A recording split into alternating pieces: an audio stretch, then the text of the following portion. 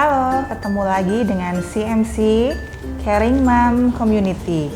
Channel ini untuk ngobrolin berbagai hal dan berbagi solusi. Halo sahabat CMC, di sini saya Mam Sinta ditemani dengan sahabat saya Mam Ria. Kita akan sedikit ngobrolin tentang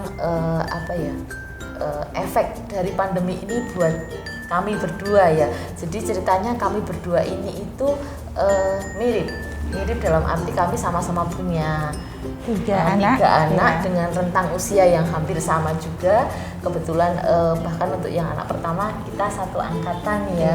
Kemudian kami juga sama-sama bekerja ya di dunia pendidikan, dan dilalah itu kami punya problem yang sama menghadapi anak daring di rumah ini. Jadi problem kami itu hampir mirip. Nah, di sini kami ingin berbagi tentang hal itu. Mungkin Mam Ria bisa mendahului? Iya, banyak masalah baru di masa pandemi ini, khususnya dalam PJJ ya.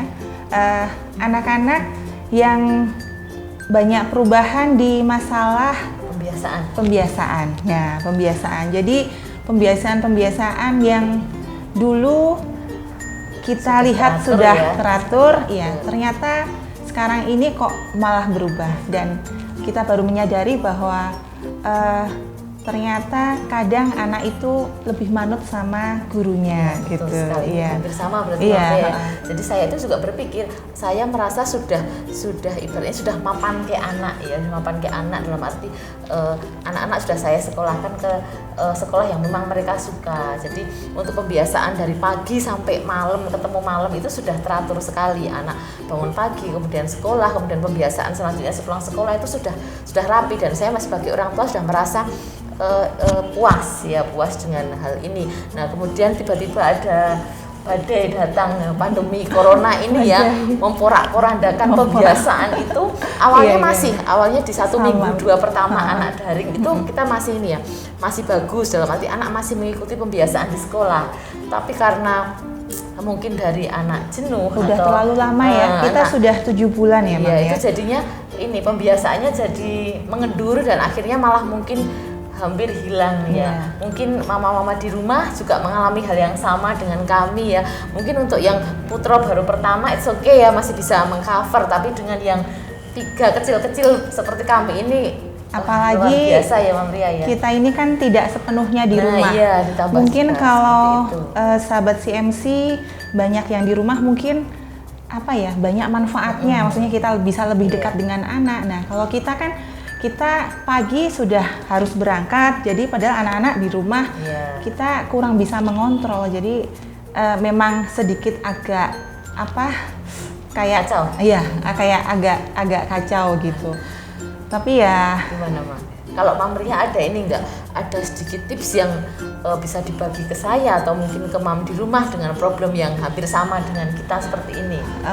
Kalau kemarin saya nyoba, karena sebelum pandemi itu kan kita punya jadwal ya, jadwal harian. Dan untuk langkah pertamanya saya coba membuat jadwal harian baru.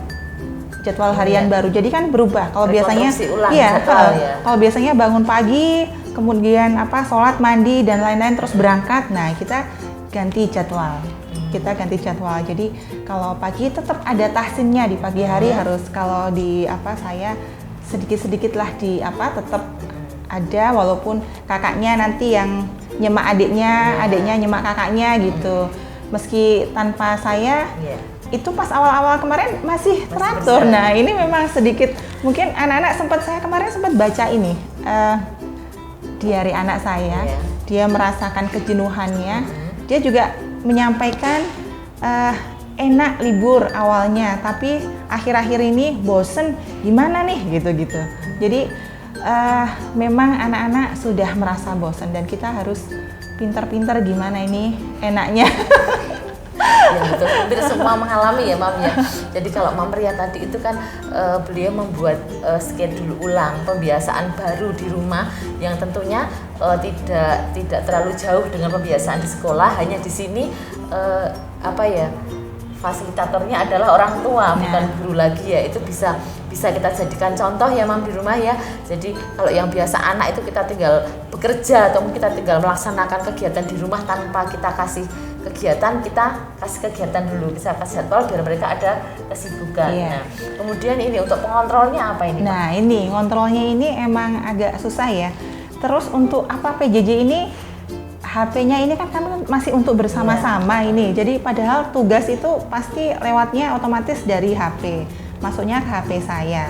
Itu terkadang itu masih kewalahannya kan dipakai kakaknya dulu, kemudian dipakai adiknya, kemudian nanti yang saya kalahkan itu yang paling kecil, yang TK. Itu saya sudah matur sama gurunya, jadi memang harus komunikasi sama guru. Gimana lagi, maksudnya Bu, saya tidak bisa setiap hari setor ini, jadi mungkin pas saya longgar aja atau pas dispensasi ada dispensasi, saya minta dispensasi untuk yang TK ini. Kalau yang SMP kan sudah ini ya, rotok ketat, lagian agak ketat gitu loh untuk apa di sekolahnya agak ketat.